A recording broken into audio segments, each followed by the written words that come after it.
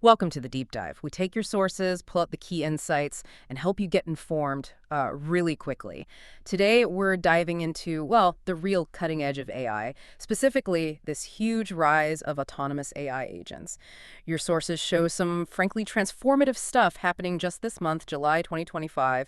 It's reshaping industries, raising big questions.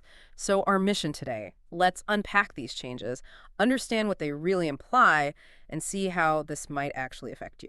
Yeah, and what's so fascinating, I think, is we're moving beyond AI as just, a tool you point and click. We're Hmm. talking about systems that can genuinely act and decide on their own. So this deep dive, it's not just what's happening, but really why it matters for AI's future and ours. Okay, let's jump right in then. Our lead story, this big release of Codex. It's a new AI model from Mistral announced just, July 20th.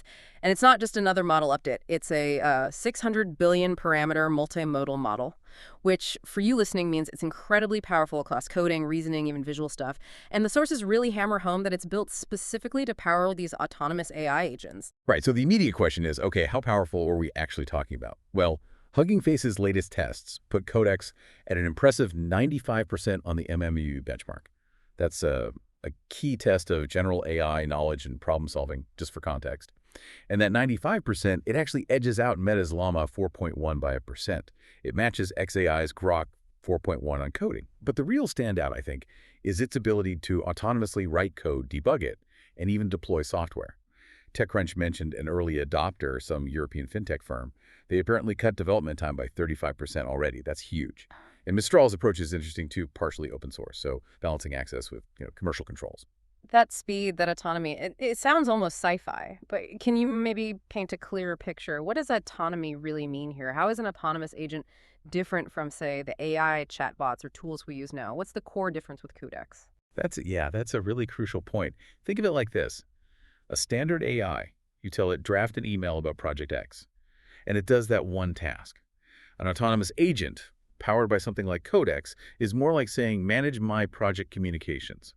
It wouldn't just draft one email. It could monitor incoming messages, decide what needs action, draft replies, send them, track responses, maybe even update project plans based on the conversation. It plans, it acts, it adapts, all without needing step-by-step human instructions constantly. That's the leap. Forbes had that example right.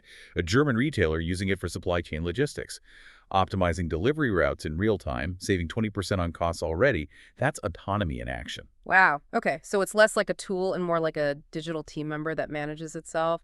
But with that kind of capability, there must be concerns popping up, practical challenges. Oh, absolutely. I mean, the power is undeniable, but it immediately brings up questions about control, Hmm. about unintended consequences. You see chatter on X, like at AI Watchdog warned on the 20th about the risks if these agents act autonomously without really robust oversight. What if they make a mistake? Mistral says Codex has advanced safety protocols built in, of course. But the whole debate around agent autonomy and how to manage it, it's definitely getting louder as these things get smarter. And it's clear this isn't just about Codex. Like you said, many sources are pointing to 2025 as the year of the agent, just like IBM predicted back in March. We're seeing this surge across the board in July. Like XAI's Grok 4.1, that launched on the 18th. Ars Technica says NASA's using it for exoplanet analysis, processing data 40% faster. And Google's Gemini 2.5, after its June update, is now driving these agentic workflows in Workspace. Automating email drafting, data analysis, things go way beyond simple commands. And the fascinating part is the immediate payback businesses seem to be getting. Morgan Stanley's report, 70% of enterprises already seen ROI from these kinds of AI systems. 70%. But, there's a big but, scalability.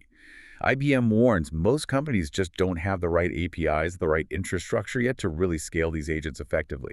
It's a major bottleneck. And beyond the business world, you see posts like at Tech Trends on X on the 19th, praising the productivity boost, sure, but also raising those flags about job displacement. That's a huge societal conversation that's only just beginning, really.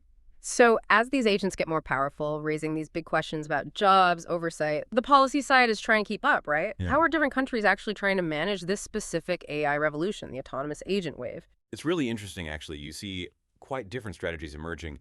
India, for instance, just introduced its AI mission framework on July 19th. The Economic Times covered that. And what's notable is, unlike the EU's AI Act, which tends to be quite strict, India's focusing more on incentivizing innovation. Tax breaks, public-private partnerships. They're clearly aiming to become a global AI hub by 2030. Then you look at Japan, their July 16th guidelines, more about voluntary compliance. And the U.S. Bloomberg notes it seems to be lagging on the regulatory front. Experts like Eric Seidel from Vero AI predicting pretty minimal federal oversight, at least for now. So you get this fragmented global picture. TS2 Space pointed out this could speed up innovation in some places, but it also risks major inconsistencies in how these powerful systems are governed region to region. Okay, let's ground this in a specific example. Agriculture. That seems like a place where this could have a massive, tangible impact. Your sources mention a breakthrough from UC Davis, published in Nature on July 18th, an AI system optimizing crop yields using satellite images, soil data, and the results were impressive, right? An 18% yield boost in California test farms. It even works alongside things like Google's Neural GCM for better weather forecasting. Yeah, the potential there, especially for global food security, is just huge. It really is. But it brings up that crucial question again. How do you scale it responsibly? Tech Target raised a good point about needing strong data privacy frameworks. Farmers' data is sensitive, so yes, the application is incredibly promising, but getting the governance right, ensuring control and trust, that's critical before it can go truly global. All right, let's try and connect all these threads. Mistral's Codex, this broader explosion of autonomous agents, it really feels like a watershed moment. We're shifting from AI as, a sophisticated assistant waiting for orders, to AI as a genuine decision maker, planning, acting autonomously across everything from complex logistics to science, even growing our food. Exactly. And the core takeaway isn't just the capability, it's the speed and the global dynamics around it. That Morgan Stanley 70% ROI figure. It shows businesses see the immediate value. But IBM's warning about infrastructure. That highlights the practical hurdles to widespread use. It's not plug and play everywhere yet. And you see this global race playing out in policy, India's incentives, Japan's approach, the US lag. It creates this complex chessboard.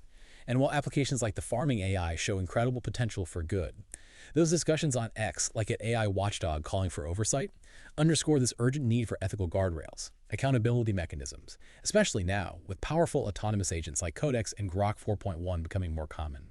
What's also really fascinating, as Stanford's AI Index notes, is how players outside the US like Mistral are seriously closing the capability gap. It's becoming a much more multipolar AI world. So wrapping up, what does this whirlwind of July 2025 mean for you?